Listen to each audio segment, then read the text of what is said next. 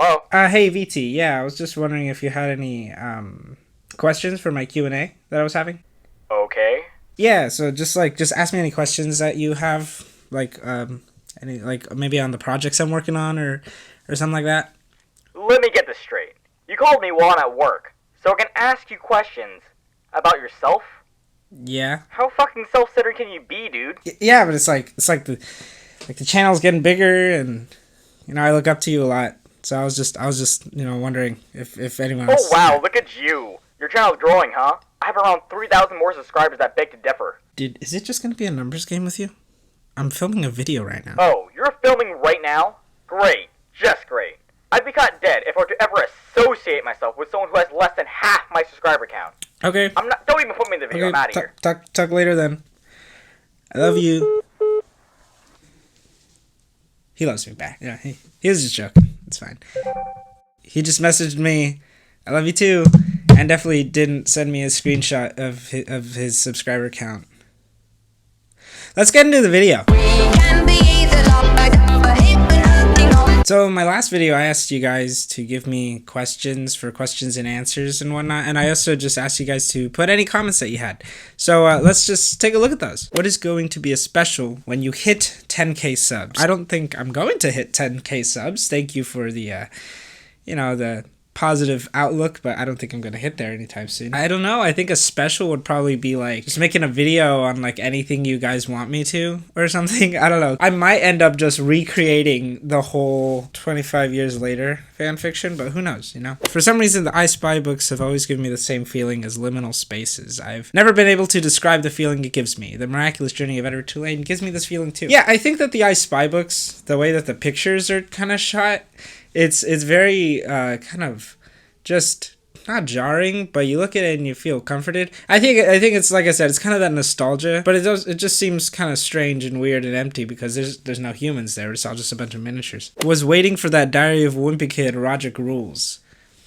Sorry. What was your favorite subject at school and what interests you about it? Yeah, my favorite subject in school is English. As you could probably tell, I really love reading and I really love writing, and it's probably no surprise. I think what interested me about it is just the fact that, we got to read and tell stories and read stories and just research. I think was also kind of fun. As you could probably tell, I'm pretty boring. I definitely say English for sure. Do you believe that reality is fake? If we can perceive physical feelings in dreams, if so, we were stuck in a hallucinogenic state where our dreams took over IRL and would technically be living in a parallel universe. No.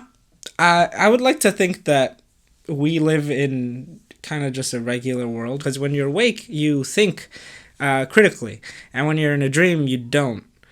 Sometimes you do, and then you wake up. We think critically now when we're awake, and when we're asleep, we don't. And so that's kind of what makes the dream so realistic. You know what I mean? I'm just overcomplicated. Why do you ask me this question? Do you have big pee-pee? No. Do you believe in the way forward is inherently linked to the way we have come? To move from here and now, we need to look backwards, not forwards. To pull through the minutiae of the past accomplishments, injecting them into the world we are living in the present time. To draw from the policies of our forefathers and our great achievements is not merely a want for those with power.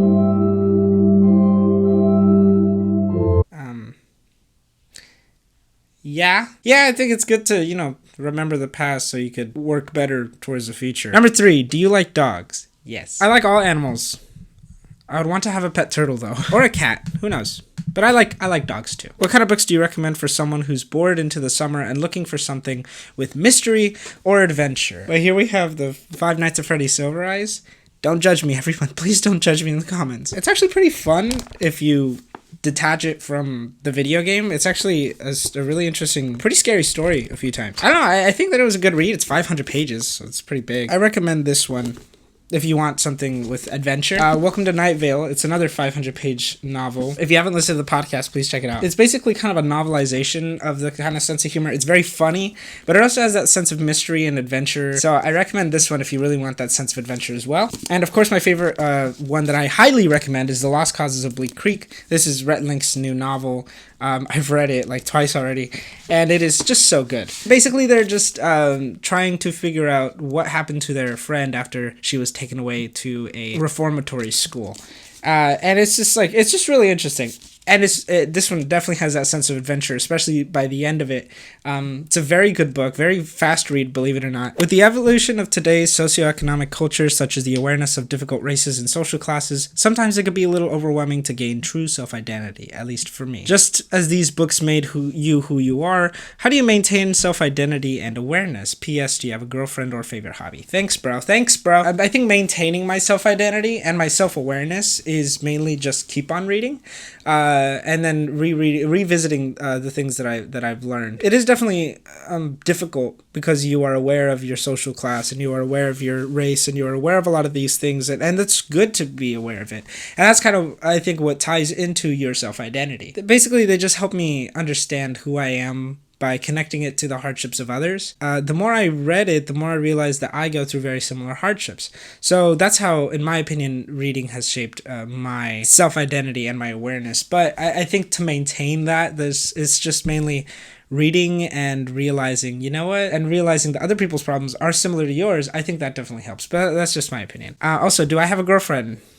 No, I think that begs to differ. Do I have a favorite hobby? Besides writing, which isn't really a hobby, you know, I guess it's a job. Reading? I used to play with Legos growing up a lot. I used to build a lot. I still do. I like thrift shopping a lot. I like buying my clothes. Or I just like buying clothes. Any excuse to spend money is just... It's fine by me. Watching YouTube videos, watching movies, biking. I do a lot of exercise. I like doing that. I know you can't see it, but I do exercise. I like embroidering and sewing.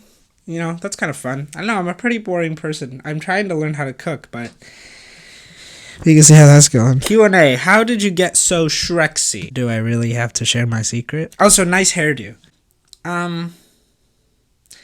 Yeah, I donated my hair already. Like about a year ago, I talked about donating my hair. I finally did it. I'm not gonna show you my hair. We're gonna wait for it to grow back a bit. Yeah, it was just... I miss it. I miss my hair. I miss my long hair. Also, how the hell do you goddamn edit? I don't know, but I do actually want to do like a day in my life kind of thing in which I show you how I edit my videos, because I think a lot of people are very interested in like what it's like to become a YouTuber, and like my editing style is very particular. Especially because I use iMovie almost exclusively, so I don't use any big fancy editors. I just use a free software. So yeah, I'll definitely make a video.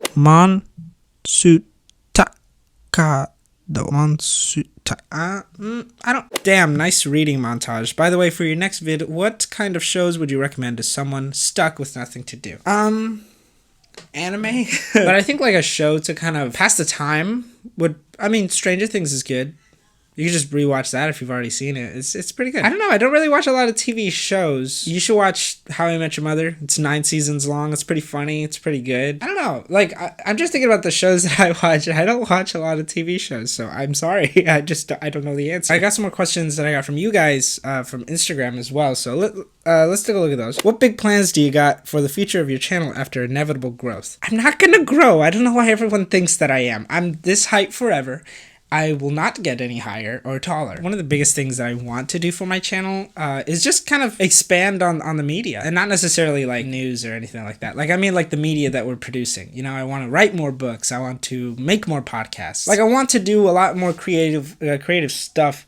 And I kind of just want to make it its own brand, but not necessarily to the extent that I want to do Nighthawks as a brand. My laptop is dying, so we have to sacrifice a light. What made you want to become a YouTuber? I'm not sure if it's apparent, but I have this little band that says "Be Your Mythical Best." So Rhett and Link is definitely one of them. Believe it or not, I started my YouTube channel like those super fucking pretentious people that are like, "Oh, I'm only going to upload short films that are super cool and series and whatnot." And I was like, that's just not for me. Being a YouTuber is all about personality. I don't have any of that. The history of my channel is very weird because it started off as a second channel for this big kind of production company kind of channel I had in mind, which honestly right now in YouTube's landscape would not work at all. And so I decided to upload music onto there, which I talk about in my lo-fi video.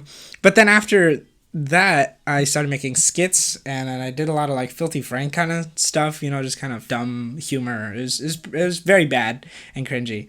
I'm sorry. It was mainly just like that after doing the skits and whatnot, because I wasn't necessarily comfortable with me as a personality, more like a character as my personality. I think as time went on and I just kind of found what kind of content I like to make. I think just making videos in general, having like a finished product, is what mainly pushes me to become a YouTuber. And then also it just became a platform for me to share all of my different kinds of projects and whatnot, which is to me like the best thing that could have come out of being a YouTuber, which is like, now I can make a podcast and I know that you guys will listen to it, hopefully. Becoming a YouTuber is just a way for me to express myself artistically, and I know that probably sounds really dumb, but yeah, and I hope that it becomes a job. Like, I really hope that like I end up doing this professionally. I just end up talking to a camera with a light and a laptop and a microphone. I'm so lonely. What is normal? Why doesn't everyone just say, what's your favorite food? What kind of questions are these, guys? You guys are really testing my philosophical limits here. Normal is, in my opinion, just what society thinks is normal, but I think that there is no such thing as normal. I think there's average, but there's no normal, and I think that sometimes people mistake the two. But those that are out of average or below average or above average, they're seen as not normal. It's a bad word. I don't like it. What if we took California and pushed it somewhere else? Okay, now he's got some big brain. Yeah. Why don't we? I suggest make it an island in the middle of the Pacific. California will be the #1 place to go for beaches because it's all beaches. How's your day? It's all good. I wish I had some breakfast, but it's all good. Why do you... I mean, fuck. I sent a question without finishing it. How? Yeah.